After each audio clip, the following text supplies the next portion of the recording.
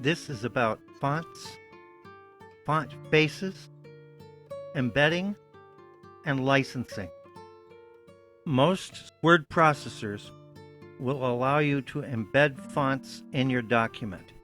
However, the fonts you embed could be copyrighted, and you could be in serious trouble using them, especially in ebooks.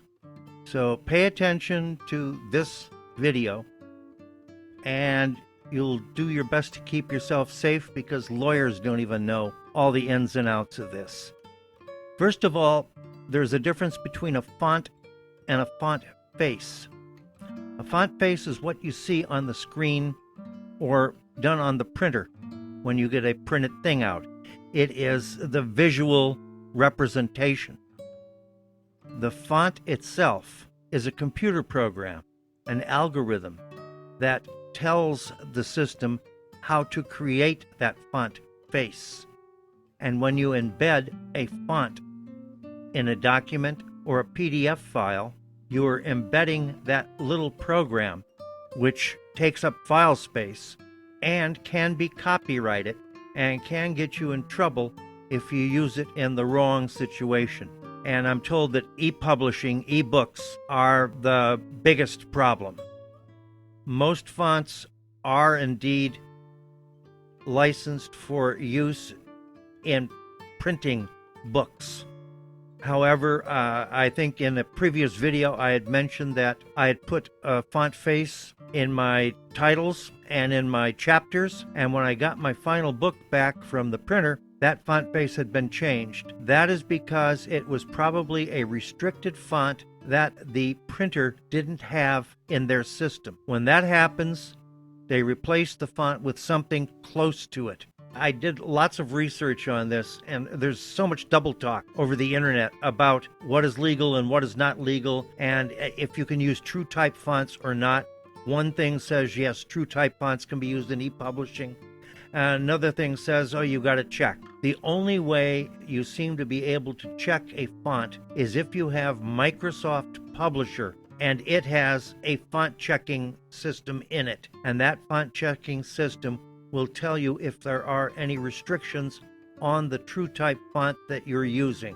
Publisher, on one hand, says that all the fonts that come with it are licensed for use. Yet in another article, it is said that true type fonts used in Publisher should be checked to make sure that there are no restrictions. So this is the kind of double talk that we're facing in the world out there in the Google and Bing research department.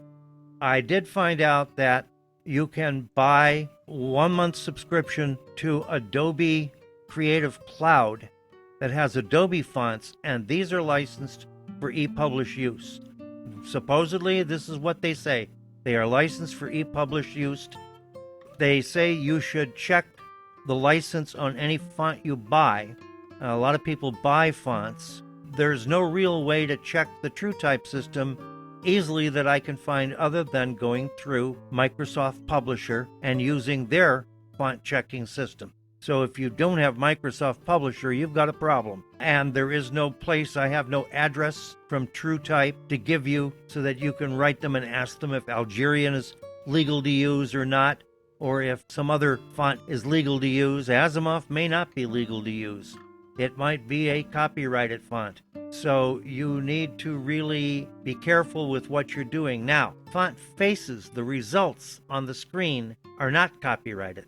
This goes back to 1972 when the Copyright Office refused to grant a copyright to an artist for font faces. So if you put Asimov on your screen and write your title out or write your chapter out, and then do a screen save and turn that into a JPEG or a bitmap image, you can then put that image into your book and even into your ebook for cover titles and chapter titles and first letters of the paragraph. And as far as I've been able to determine, there's nothing anybody can really do except scream bloody murder. We did a video on embedding fonts, and I pulled it once I learned that you had to do licensing on these things. There is a tool in every word processor for embedding fonts, and when you use that tool, you are actually embedding the programming information on a given font type, be it Algerian, Asimov, Bookman. Another thing on embedding fonts is in ebooks, the readers have licensed fonts that the user can change, and there's usually about 5 or 6 different font types that the user can change, and these are licensed, and they turn the system fonts.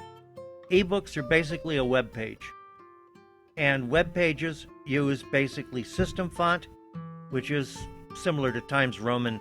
It's a serif font, what they call the system font, and the Arial is your headlines, and Arial is a sans serif. It has no little ticks on the bottom and the top. These are the basic fonts in a web page, and that what get put into your ePublish book and into your Mobi book for Kindle. And then the reader, your Nook reader, your Kindle reader, whatever reader you've got, these readers have their own licensed font types in them, and they take the system font and the Arial font and they change it to whatever the reader decides out of the 5-6 fonts that are in there. If you embed a font into an ePublish file, it's going to override those system fonts in your reader. So you won't be able to get those system fonts in your reader. If that font is copyrighted, you're in violation of the copyright law. When you buy a font, read the license. You go to Adobe and you can get their license. Adobe is also supposed to be discontinuing use of certain TrueType fonts in the year 2023. Here are sites that sell fonts. Dafont, D-A-F-O-N-T, Font Squirrel, fonts.com, 1001 Fonts, Adobe Fonts, which I told you about, Google Fonts, My Fonts, Font Spring, Creative Market, Linotype. There are free fonts to get. Font Squirrel offers fonts that can be used, and you're seeing them on the screen now. These are fonts that can be used commercially. Freeware that is licensed for commercial work. So if you want something that's safe, that you can use in an ebook, even though you understand that you're going to be overriding the stock fonts that come with the reader. This one from Font Squirrel, these font types from Font Squirrel are apparently legal. They are apparently legal for use in embedding in PDF files for your print books. Again, if you make it an image, if you make it a JPEG image, which I show in our video on putting ornate fonts into your documents, that is basically legal because you're not sending the font, you're sending an image of what that font looks like, and in theory, they're not supposed to have been able to copyright that font face. In Word, you go to Options, then you find Save, and there it is, Embedded Fonts in this file. Now remember, this can get you into copyright problems. Rather than embed fonts into the file, I would say use the JPEG method, which we described in Ornate Fonts. LibreOffice also allows you to embed fonts. Be careful embedding fonts in that too. So this is our look at fonts, font faces, licensing, and the copyrights that go along with it. If you found this program informative, give it a thumbs up, and don't forget to subscribe to the channel. Here, I discuss the nuts and bolts of writing and publishing, editing, cover creation, copyrights, picking a self-publisher, making a website, putting books into stores, how to get your manuscript before agents and publishers. And I add new content all the time. So have a good writing day.